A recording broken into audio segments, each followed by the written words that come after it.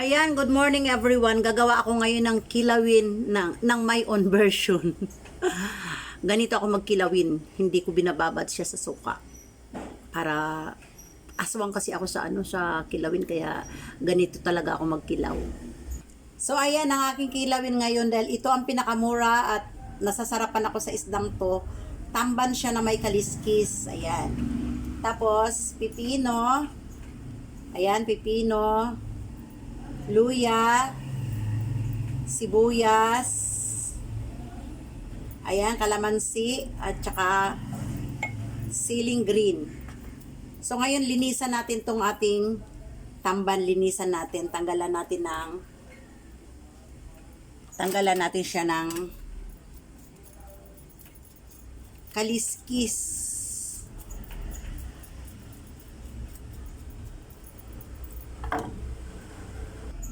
Ayan, kakaliskisan lang natin. Uli. Ayan.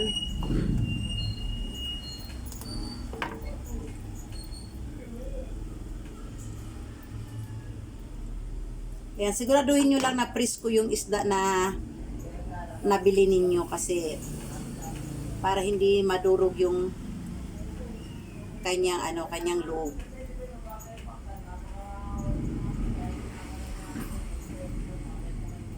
Yan, ganiri lang ako maglinis ng kikilawin. Yan, tanggalin natin itong bandang tiyan kasi ito ang matinik. Ayan. Tsaka itong sa gitna niya, tanggalin din natin kasi nandyan yung tinik niya para may nabangan yung ating pusa. So, ayan na yung kakalabasan niya. Ayan. Ulit, linisan, himbisan, kaliskisan, ano pa ba sa pwede rin naman na hindi na kutsilyuhin. Mag-cowboy tayo, cowboy, yan.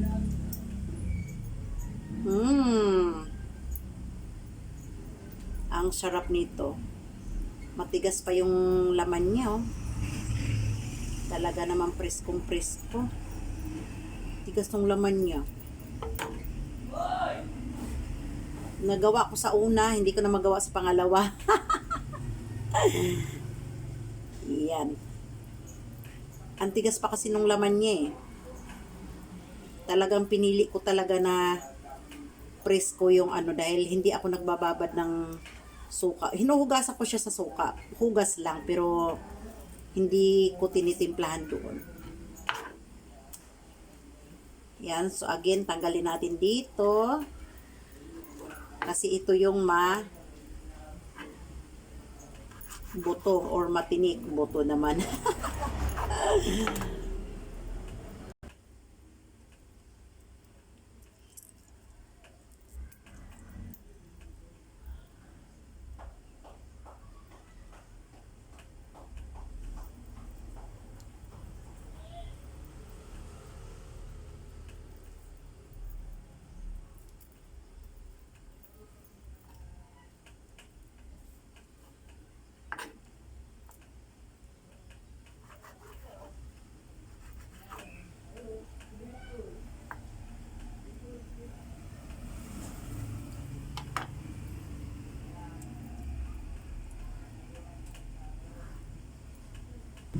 Hugasan natin maigi ang ating isda na kikilawin. Ayan, pang-apat na hugas ko na to. Ayan. Bigaan lang natin ng bahagya. Pagkatapos, babad ko lang siya ng konting suka. At yung suka ko may sinamak na yan. Babad ko lang siya ng sandali lang kasi ayokong tsaka kunting suka lang. Ayan. Nababad na yan sa suka para ayan. May timpla na yan suka natin na binabad. Ayan.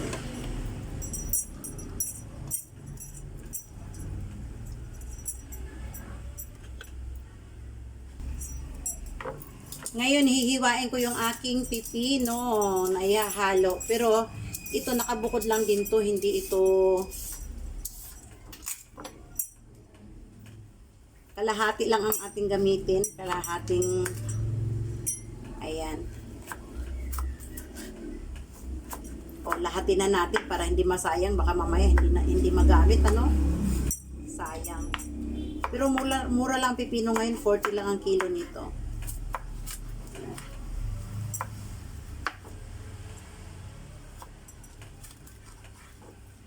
Ayan. Ganito lang ako magkilaw ng pipino, ng isda. Hindi ko inahalo. Kakaiba, 'di ba? Gasan muna natin ang bahagya.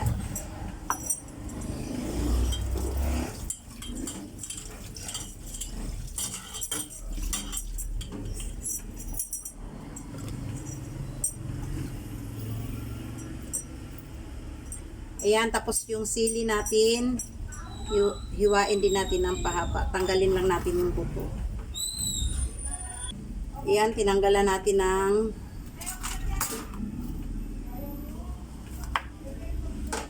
sili. Ang aking sili. Ayan, cowboy. Wala tayong siling pula eh.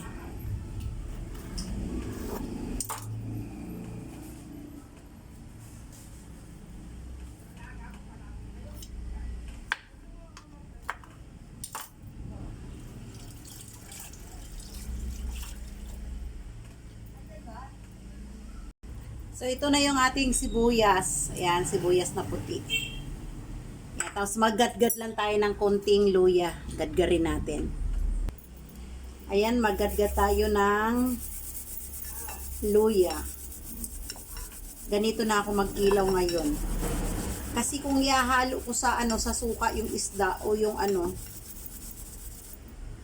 hindi na ako nasasarapan, parang nawawala yung lasa ng isda at saka ng mga sangkap.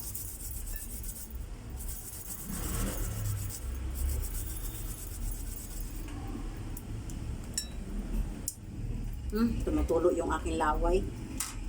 Tapos, kalamansi. Pero yung aking suka, nako, matagal na yan na nakatimplado na. Siguro kung may mga 5 months na yan. Ito meron na rin yan siyang bawang, pipino, sili. Ayan, nakatimpla na yan. So, ayan yung ating ilalagay dyan. Ayan, kung makita nyo naman, Diyos ko. Lagyan na lang natin siya ng konting asin. Hindi na ako maglalagay ng konting bitchin. Ayan yung ating asin. Maglalagay lang tayo ng konti. Wow, ayan. Ayan, ganyan na lang. Ganyan ako magkilaw, guys. Ganyan. Medyo matabang. Dagdagan natin ng konti. Ayan.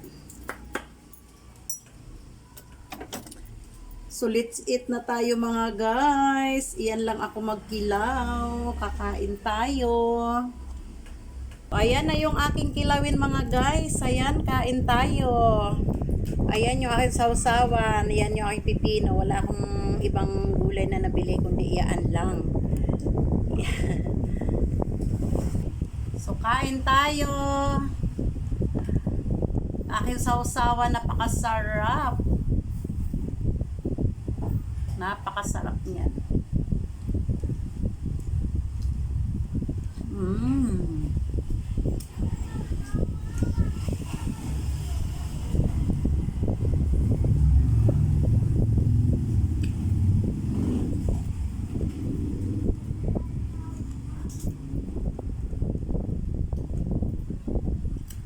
Ang sarap. Ang anghang ng sili rin.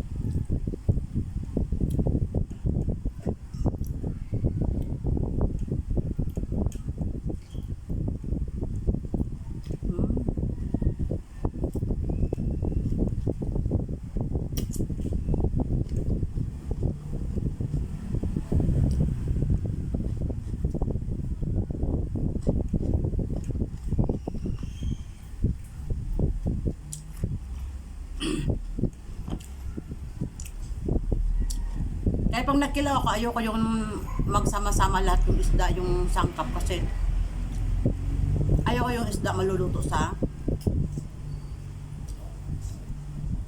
suka. Parang nawawala yung lasang isda niya pagka naluto sa suka eh. Kasi siyempre kaya nga kilawin eh. Mmm.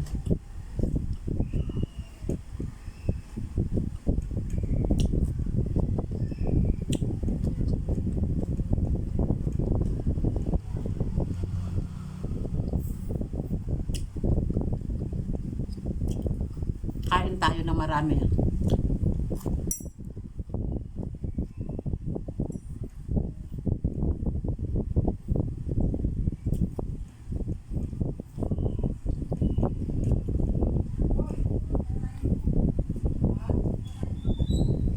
Ang sarap pagka ganito. Ano, lasang-lasang mo talaga yung kilawin.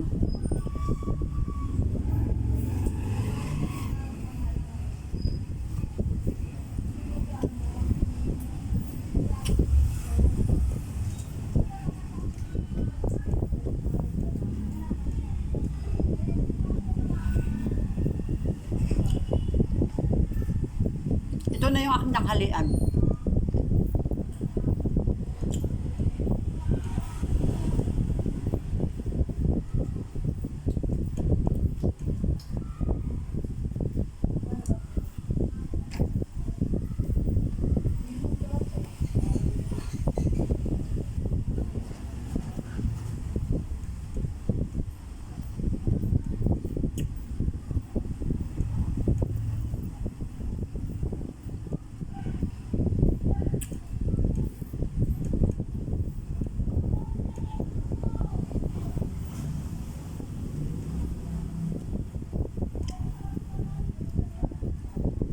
Mm.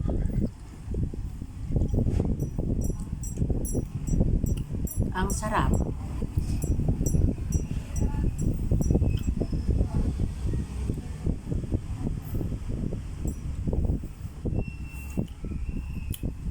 $160 lang ang kilo ng tamba ngayon. Presko.